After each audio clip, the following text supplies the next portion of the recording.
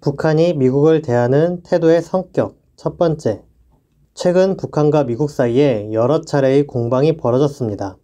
미국은 한미연합 군사훈련을 강행했고 인권 문제를 지적하며 북한에 대한 공세를 펴기도 했습니다. 북한은 순항미사일과 신형 전술 유도 미사일을 발사하기도 했습니다.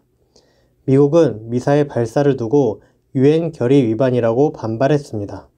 그러자 북한은 최선희 외무성 제1부상과 리병철 조선노동당 비서가 미국을 규탄하는 담화를 발표하며 대응했습니다. 이번 북미 공방은 조 바이든 대통령이 집권한 후 첫 북미 공방이었습니다. 그래서 더욱더 세계적인 관심사가 되었습니다. 바이든 정권 동안 북미 관계가 어떻게 될지 가늠해 볼 수 있는 기회이기도 했기 때문입니다. 북미 공방을 보며 상당히 새롭고 의아하고 흥미로운 건 북한이 미국을 대하는 태도입니다. 북한은 그 어떤 나라와도 다른 태도로 미국을 대합니다. 1. 고압적인 태도. 가장 먼저 북한은 미국을 아주 고압적으로 대합니다. 고압적이라는 말은 위에서 아래를 내리 누르는 듯한 태도를 말합니다. 북한은 미국을 무시하고 아주 흉측한 것을 짓밟아 뭉개버리는 듯이 대합니다. 일단 북한이 미국의 한 말을 살펴봅시다. 북한은 조선노동당 제8차 대회에서 미국을 제압하고 굴복시키겠다고 이야기했습니다. 김여정 조선노동당 부부장은 3월 15일 앞으로 4년간 발편잠을 자고 싶은 것이 소원이라면 시작부터 멋없이 잠 설칠 일거리를 만들지 않는 것이 좋을 것이다 라고 경고했습니다. 최선희 제1부상은 3월 17일에 미국은 2월 중순부터 뉴욕을 포함한 여러 경로를 통해 우리와의 접촉을 시도해왔다. 우리는 앞으로도 계속 이러한 미국의 접촉 시도를 무시할 것이다 라고 망신을 주었습니다. 리병철 비서는 3월 26일 미국의 새 정권이 분명 첫 시작을 잘못되었다 라며 한심해하였습니다. 북한이 까불지 마라, 대화를 하자고 해도 무시하겠다 라며 완전히 미국을 깔아뭉갠 것입니다. 북한은 과거에도 미국을 깔아뭉개는 태도를 보였습니다. 북한은 2019년 겨울 이른바 크리스마스 선물을 보내겠다고 선언한 적이 있습니다. 당시 미국은 북한이 군사행동을 할까봐 발칵 뒤집혔습니다. 김영철 조선아시아태평양 평화위원회 위원장은 2019년 12월 9일 트럼프가 우리가 어떠한 행동을 하면 자기는 놀랄 것이라고 했는데 물론 놀랄 것이다. 놀라라고 하는 일인데 놀라지 않는다면 우리는 매우 안타까울 것이라며 전전긍긍하는 미국을 비웃었습니다. 전 세계에서 초강대국이라는 미국을 이런 식으로 대접하는 나라는 없습니다. 오직 북한만이 미국을 이렇게 대합니다. 하지만 미국은 온갖 굴욕을 다 당하면서도 북한에 상응하는 대응을 하지 못하고 있습니다. 미 MBC 보도에 따르면 올해 2월 미 법무부가 북한을 범죄 조직으로 묘사하자 백악관 참모들이 발끈했다고도 합니다. 북한을 자극하지 않으려고 무진 애를 쓰는 것입니다. 대한민국 대표 지식인으로 꼽히는 리영희 선생은 자신의 책 새는 좌우의 날개로 난다 에서 주한미군 사령관 출신들이 외상후 스트레스 증후군 증상을 보였다고 말한 바 있습니다. 주한미군 사령관은 미군 고위 장성의 대표적인 출세 코스인데 그런 엘리트 코스를 밟는 이들이 한반도에 와서 예외 없이 북한으로부터 참을 수 없는 모욕을 받았다는 것입니다. 미국의 사성 장군이 어디서 이런 모욕을 당하겠습니까? 그런 모욕을 당하면서도 북한을 공격할 수 없으니 속이 뒤틀리지 않을 수 있겠습니까? 모욕감, 모멸감을 참을 수밖에 없다 보니 정신병에 걸리고 마는 것입니다. 이번엔 북한의 행동을 봅시다. 북한은 8차 당대회에서 조선반도의 정세 격화는 곧 우리를 위협하는 세력들의 안보 불안정으로 이어질 것이라고 선언했습니다. 리병철 비서는 미국이 북한의 단거리 미사일 발사를 유엔 결의 위반이라고 비난하자 우리는 계속하여 가장 철저하고 압도적인 군사력을 키워나갈 것이라고 경고했습니다. 리병철 비서는 조선노동당 군수공업부 부장입니다. 북한이 앞으로 어떤 무기를 선보이게 될지 귀추가 주목됩니다. 북한은 과거에도 미국이 뭐라 하든 말든 대놓고 핵실험도 하고 미사일 실험도 했습니다. 이번에도 순항미사일과 탄도미사일을 발사했는데 미국은 유엔 안보리 결의 위반이라며 반발했습니다. 아마도 상당히 위협을 느낀 듯합니다. 사실 단거리 미사일 발사는 어느 나라나 하는 대수롭지 않은 일입니다. 북한이 단거리 미사일을 발사하면 굳이 대응하지 않고 무시해도 됩니다. 도널드 트럼프 전 미국 대통령도 단거리 미사일은 어느 나라나 발사한다 라며 이를 키우지 않기 위해 애써 모른 척 했습니다. 일각에서는 북한이 미사일을 쏘는 건 대미 협상력을 키우기 위한 것이라고 분석하기도 합니다. 그런데 바이든 정권은 단거리 미사일 발사에 일일이 반응을 보여주면서 오히려 북한의 협상력을 키워주었습니다. 미국은 왜 긁어부스럼을 만드는 것일까요? 이에 대한 실마리는 미국 간부들이 한 말에서 찾을 수 있습니다. 데니얼 카블러 미 육군 우주미사일 사령관은 2020년 8월 4일 우리는 북한에서 나오는 모든 미사일을 최상의 중대 위협으로 다뤄야 한다 라고 말했습니다. 모든 탄두에 무엇이 있는지 판단하는데 어려움을 겪고 있기 때문이라는 것입니다. 미국은 북한이 미사일을 발사할 때 단거리 미사일일지 아니면 미 본토까지 날아오는 대륙간 탄도미사일일지 알 수 없습니다. 그래서 북한이 미사일을 발사할 때마다 초긴장 대응을 한다는 것입니다. 미국이 북한의 단거리 미사일에 일일이 반응하는 것도 이렇게 위협을 느끼기 때문입니다. 미국은 이참에 역지사지를 배워보는 것도 좋을 듯합니다. 미국이 한반도에 북한을 상대로 핵폭격기나 항공모함을 들이밀어 선제 핵타격 훈련을 하면 북한은 얼마나 위협을 느꼈겠습니까? 북한은 자신이 핵무장을 하게 된 이유가 바로 미국의 핵전쟁 위협 때문이라고 주장합니다. 미국이 단거리 미사일에 놀라 북한을 규탄하는 모습은 북한의 핵무장 논리에 힘을 실어주는 것이나 다름없습니다. 이제는 미국이 북한의 핵공격 위협을 느끼고 있으니 입장이 바뀌었다고 할 수 있습니다. 북한은 핵무기를 가졌고 지구 전역을 공격할 미사일도 가지고 있습니다. 북한과 미국은 전쟁 상태죠. 지금은 단지 전쟁을 쉬고 있을 뿐입니다. 북한과 미국은 외교관계를 맺은 것도 없어서 북한이 미국을 공격한다 해도 이상할 게 없습니다. 그러니 미국은 초긴장할 수밖에 없고 발편잠을 잘 수 없는 것입니다. 미국은 러시아나 중국이 미사일 발사 시험을 했다고 해서 이렇게 긴장 상태에 빠지진 않습니다. 미국은 중국, 러시아와는 수교도 맺었고 정치적 교류도 하죠.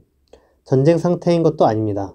물론 중국이나 러시아가 군사행동을 하면 얼마간 군사긴장이 고조되겠지만 금방이라도 전쟁이 날 듯한 초긴장 상태로 전전긍긍하는 일은 없습니다. 미국이 북한으로부터 받는 위협을 줄이기 위해선 평화협정을 체결하고 수교를 맺어 북미 관계를 발전시키면 됩니다.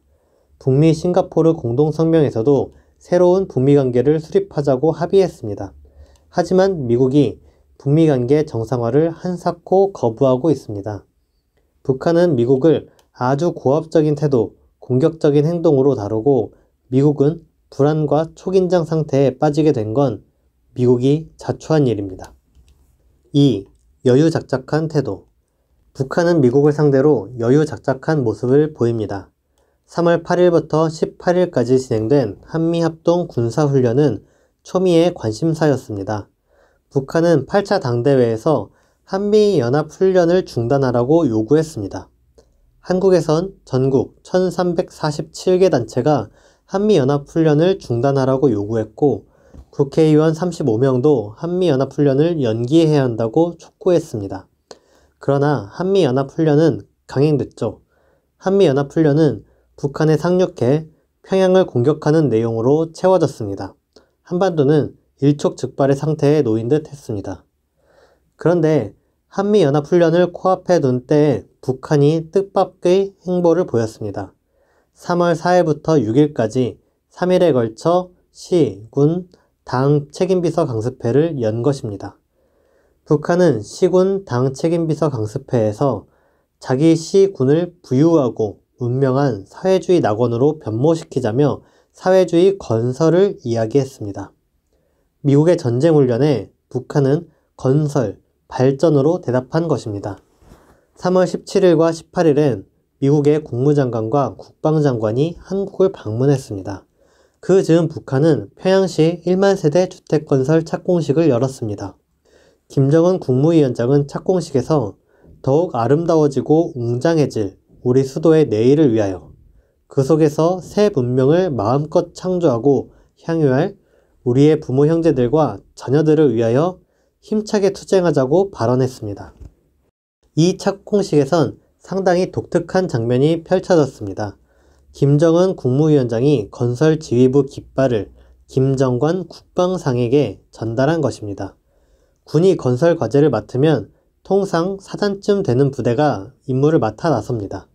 그런데 이번 평양주택 건설의 지휘부는 어느 사단, 어느 부대가 아니라 국방상이 직접 맡았습니다.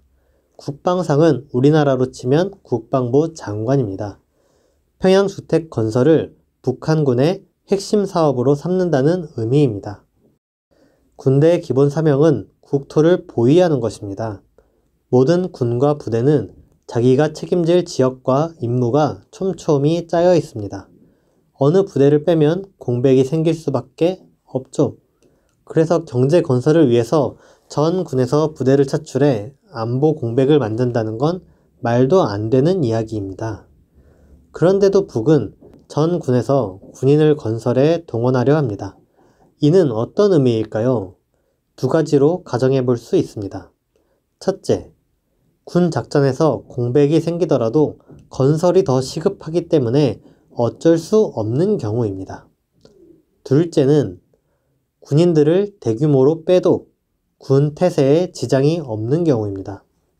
북한의 현실이 어느 쪽인지는 우리로서는 알 수가 없습니다. 다만 미국의 태도를 보고 추론해 볼 수는 있습니다. 만약 북한이 경제 발전이 시급해서 군 병력을 무리하게 동원한 거라면 미국이 어떻게 할까요?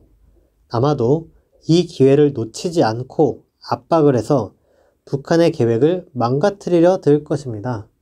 미국이 제재를 강화하면서 군사 공세를 강화하면 북한은 국가 보위를 위해 경제 건설에 군인을 동원할 수 없게 됩니다. 그러면 북한이 계획한 경제 발전을 방해할 수 있죠. 그러나 미국의 행보는 다릅니다. 북한이 대담하게 경제 건설을 추진하면서 탄도미사일까지 발사하는데도 미국은 딱히 대응하지 못하고 있습니다. 오히려 미국 내에서 대화를 촉구하는 목소리가 터져나옵니다. 미국 민주당 에드워드 마키 상원의원과 로 칸나 하원의원은 바이든 대통령에게 신속히 북한과 대화를 추진하라는 편지를 보냈습니다. 제니타운 38로스 국장 또한 바이든 정부가 행동지향적이며 지금까지와 오바마 트럼프 정권을 이야기하는 거죠.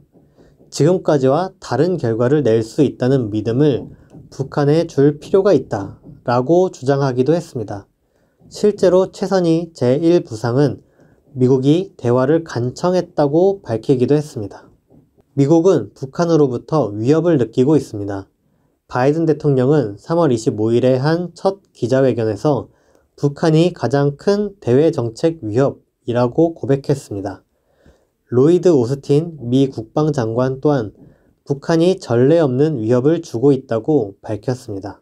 미국은 한미연합훈련을 하면서도 훈련의 이름조차 짓지 못하고 있습니다. 보수 언론 이데일리는 군사작전명은 나름의 의미가 있는데 한미연합훈련은 이름이 실종됐다며 비난을 늘어놓았습니다. 미국이 훈련 이름도 정하지 못한 건 북한의 눈치를 보기 때문입니다. 북한은 지금 건설을 위해 군대를 대규모 동원하는 상황인데 미국은 여전히 북한을 두려워합니다. 미국이 군을 대규모로 동원해도 대미 군사 태세의 허점은커녕 오히려 강화되고 있다는 뜻입니다. 이는 북한이 미국의 상당한 군사적 우위를 차지했다는 것을 시사합니다. 북한은 가장 철저하고 압도적인 군사력을 키우겠다고 선언한 바 있습니다.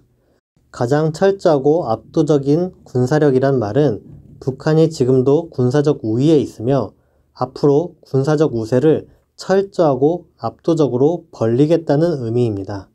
북한의 절절매는 미국의 태도를 보면 북한의 주장이 빈말은 아닌 듯합니다.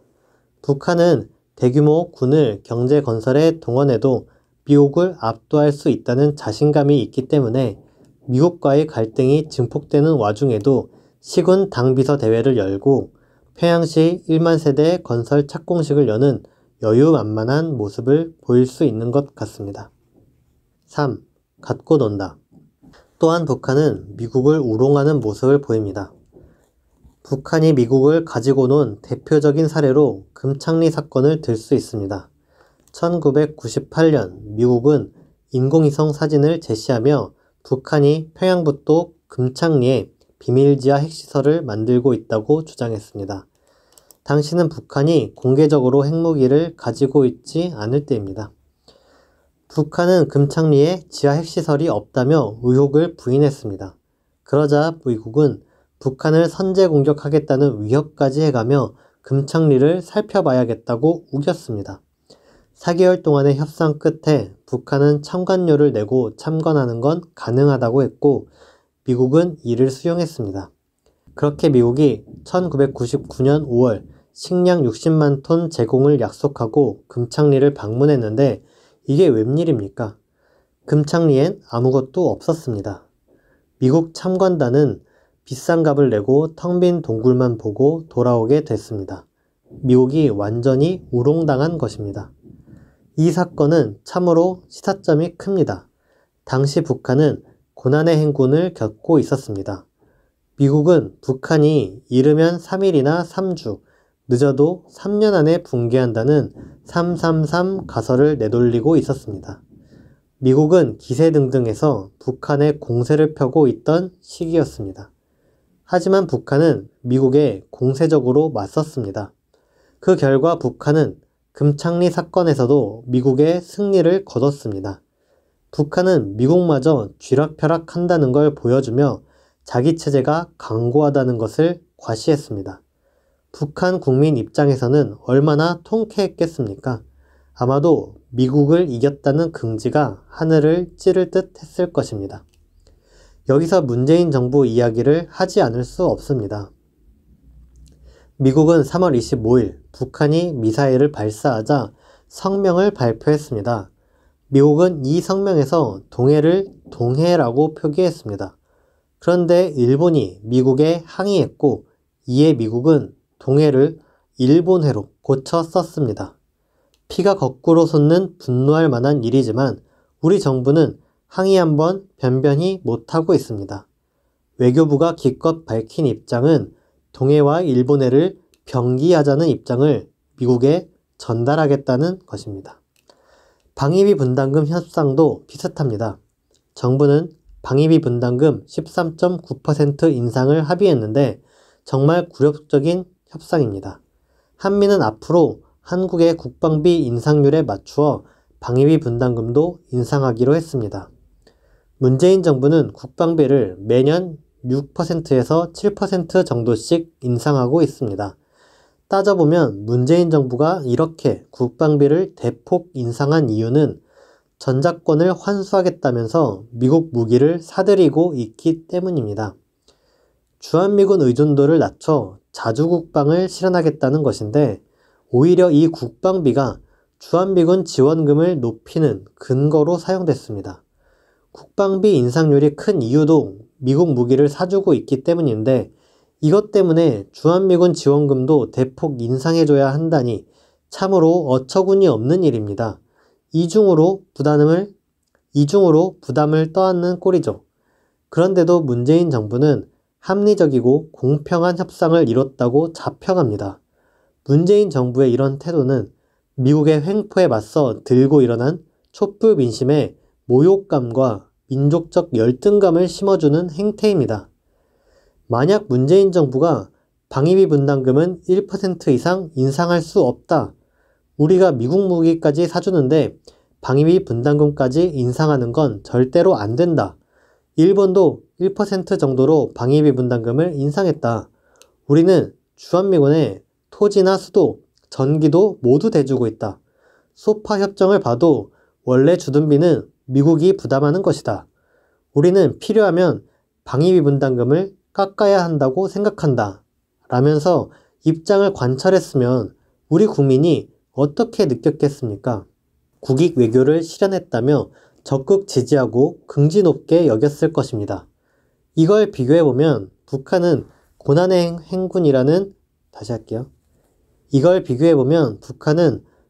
행군이라는 어려운 시기에도 금창리 사건에서 통쾌한 승리를 거둠으로써 국민의 단결력과 체제에 대한 자신감을 높이는 커다란 정치 효과를 얻었을 것입니다. 북한이 미국을 갖고 노는 일은 또 있었습니다. 2019년 2월 하노이 회담에서입니다. 하노이 회담을 복귀해 볼까요? 북한은 영변 핵시설을 폐기하겠다면서 미국에 민수 분야 제재를 해제하라고 요구했습니다. 심지어 북한은 자신이 합의를 이행하지 않으면 제재를 복원해도 좋다는 스냅백 조건도 받아들였습니다. 일방적이라고 할 만큼 미국에 유리한 조건이었지만 미국은 이 안을 받지 않았습니다. 핵시설은 하루아침에 뚝딱 만들어낼 수 있는 것이 아닙니다. 북한이 일단 영변 핵시설을 해체하면 이 시설을 복구해 다시 핵무기를 만들기 위해선 상당한 시간이 필요합니다. 하지만 미국은 말 한마디면 대북 제재를 재개할 수 있죠. 그래서 미국엔 매우 유리하고 북한엔 매우 불리한 안입니다. 그래서 북한은 하노이 회담을 일대 모험이라고 이야기했습니다. 미국이 제재 해제를 해주는 신용을 하면서 북한 핵시설을 마비시킬 수 있었다는 것입니다.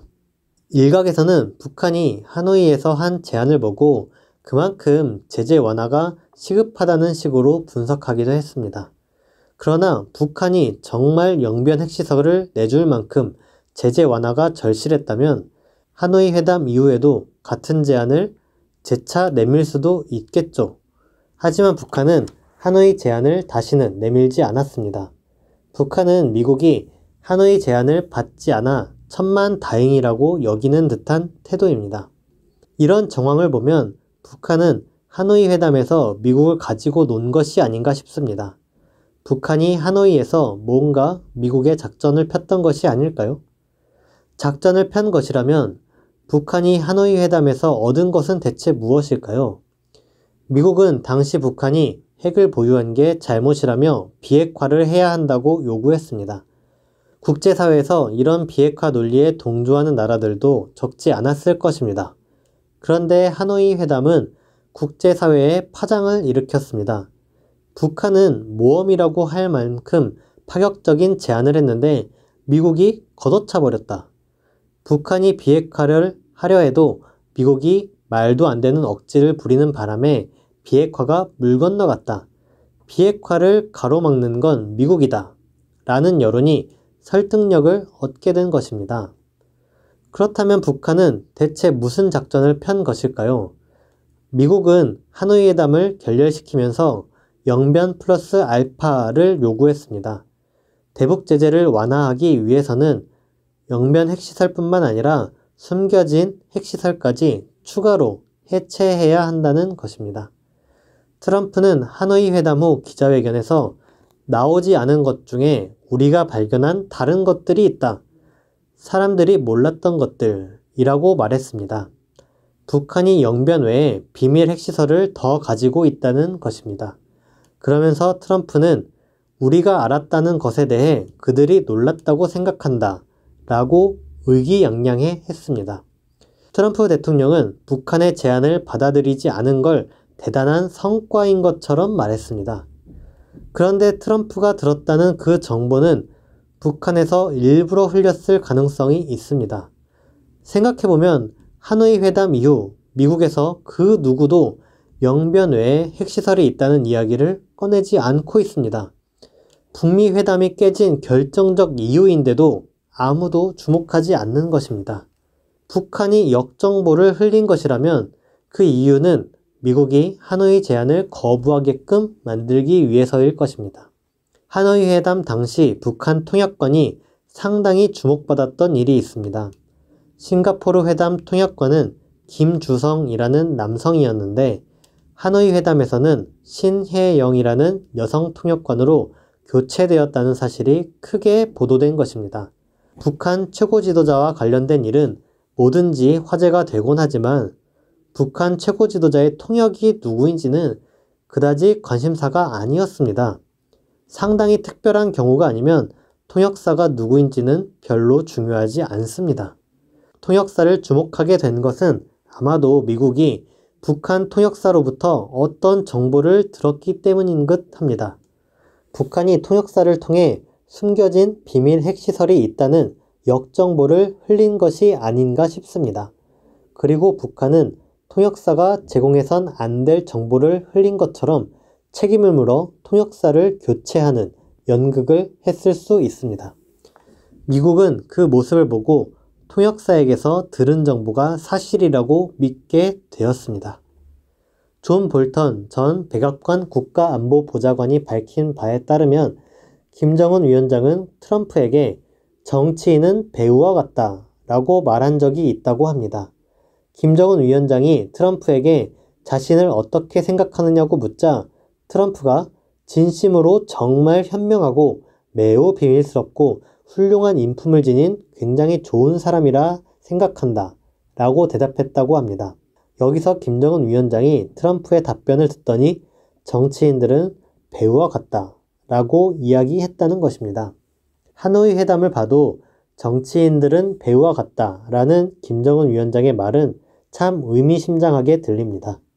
북한은 미국을 갖고 놀기 위해서 완벽한 연극을 짰고 미국은 여기에 완전히 걸려든 셈입니다. 미국은 북한에 낚여 자신들에게 엄청나게 유리했던 하노이 제안을 스스로 걷어참으로써 큰 낭패를 보게 되었습니다. 영변 핵시설을 직접 참관했던 지그프리드 해커 박사는 영변 일체를 제거하겠다고 말하는 것은 거의 상상할 수 없는 일이라며 놀라워했습니다. 크리스토퍼 힐 전 국무부 동아시아 태평양 차관보는 북한의 제안을 수용했어야 한다 라고 탄식하기도 했습니다. 북한은 하노이 회담이 결렬되자 다시는 하노이 같은 협상은 없을 것이라고 못 박았습니다. 반면 북한은 하노이에서 굉장한 정치적 이익을 얻었습니다. 미국의 비핵화 요구를 당당히 거절할 확고부동한 명분을 얻은 것입니다. 미국이 선제 조치를 하지 않으면 비핵화도 없다는 논리가 국제사회에 통용되게 됐습니다. 이런 사례를 보면 북한은 미국을 완전히 손안에 쥐고 갖고 노는 듯한 모습을 보인다고 할 수 있습니다. 다음 시간에 북한이 미국을 대하는 태도의 성격 두 번째로 찾아뵙도록 하겠습니다. 감사합니다.